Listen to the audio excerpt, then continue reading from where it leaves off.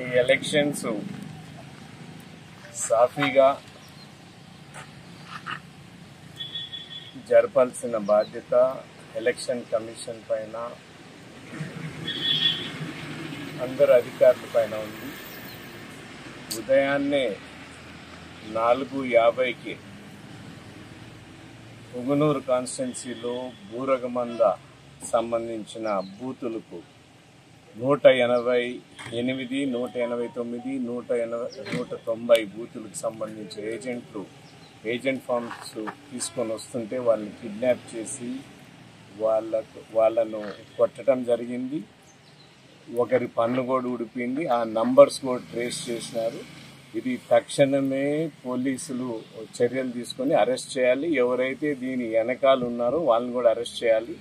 Release చేశారంట, వారిని తక్షణమే అరెస్ట్ చేయాలి.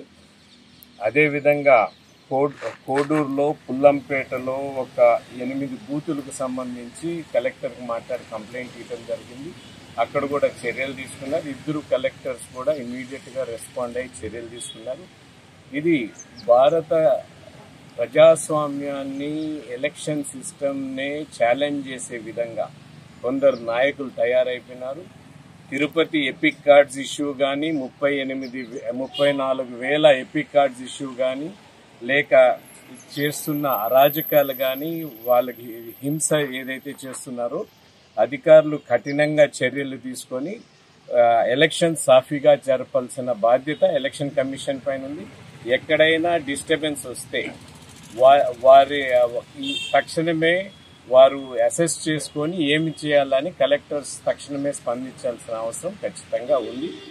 ఏవైతే వెబ్ కెమెరాస్ ఉన్నాయో బూతుల్లో కానీ, బూత్ బయట కానీ, అవి కూడా కంటిన్యూస్ గా మానిటర్ చేయాల్సిన అవసరం ఖచ్చితంగా ఉంది. సార్, ఇప్పుడు ఈ ఎలక్షన్స్ లో ప్రజలందరూ కూడా ప్రజాస్వామ్యంకి పెద్దపీట వేసి శాంతి భద్రతలకు, ఈ రాష్ట్రంలో జరుగుతున్న అరాజకాలకు వ్యతిరేకంగా ఓటు హక్కు వినియోగించుకొని ఈ రాష్ట్రంలో మంచి పరిపాలన వచ్చే విధంగా వారు ఓటు వేయాల్సిందిగా కోరుకుంటున్నారు. సార్, చిన్న డౌట్ సార్, మాచర్లలో web connection night webcast కెమెరాలు కట్ అయితే ఆ ఎలక్షన్స్ జరగవు. మళ్ళా వెబ్ కాస్ట్ కెమెరాలు స్టార్ట్ అయిన తర్వాతనే జరుగుతాయి. అవి బ్యాటరీ ప్యాక్డ్ కెమెరాస్ అవి. సో ఖచ్చితంగా అక్కడున్న అధికారులు, ఇక్కడ ఉన్న అధికారులు చర్యలు తీసుకుంటారు. నాకు పూర్తి నమ్మకం ఉంది ఎలక్షన్ కమిషన్ పైన, వాళ్ళ పెద్ద యంత్రాంగం పైన. ఇది ఎలక్షన్ ప్రాసెస్ నే, భారత రాజ్యాంగ ఎలక్షన్ ప్రాసెస్ ని ఛాలెంజ్ చేసే విధంగా ఉంది.